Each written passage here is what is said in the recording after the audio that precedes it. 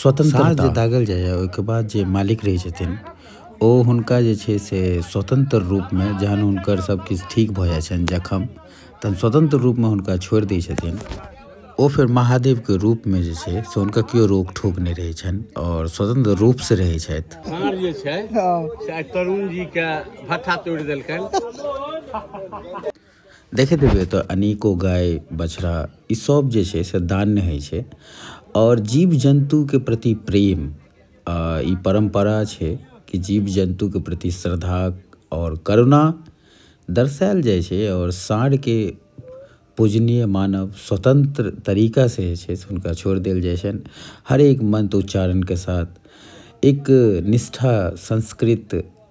सब चीज एतऽ देखायत अहाँके मिथिलांचलके परम्परा देखायत अहाँके और ई सब चीज जे छै से अहाँके मिथिलांचलेमे मिलत।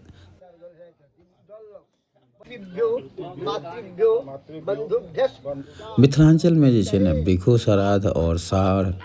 दगनाइ पितरके प्रति श्रद्धांजलि व्यक्त एवं परम्परा जे छै आबि जा रहल छै और आत्माके शांति सुनिश्चित हुनका मिलै छनि। तऽ बहुत सुंदर दृश्य सब देखैत हेबै और एतऽ ने एगो चीज देख के बड़े मन मुग्ध भऽ गेल मन खुश भऽ गेल कहबै ओ की चीज छियै तऽ एहि पूजा पाठमे एहि श्राद्धमे कर्ममे हर एक व्यक्तिके ने किछु ने किछु जरूरत पड़ै छै। कहब से किया कहै छी ई बछड़ा देखियौ जे पर पैर देने छथिन ओ डोम बनेने हेथिन जे लोहासँ दागल गेलै ओ लोहार बनेने हेथिन जे बढ़ई लोहाके जे छै से गर्म केलकै ओ बढ़ई छलथि मतलब कि हर एक व्यक्तिके जरूरत हर एक जगह पड़ै छै जबरदस्त और जे छै ने से एकरे समाज कहै छै। समाज इएह होइ छै हर एक व्यक्तिके दायित्व रहै छै और साथमे जे छै से एगो हमर सबके धरोहर हमर सबके समाजके एगो महान शख्स जय गुरुदेव और सर खुद बैसल छथि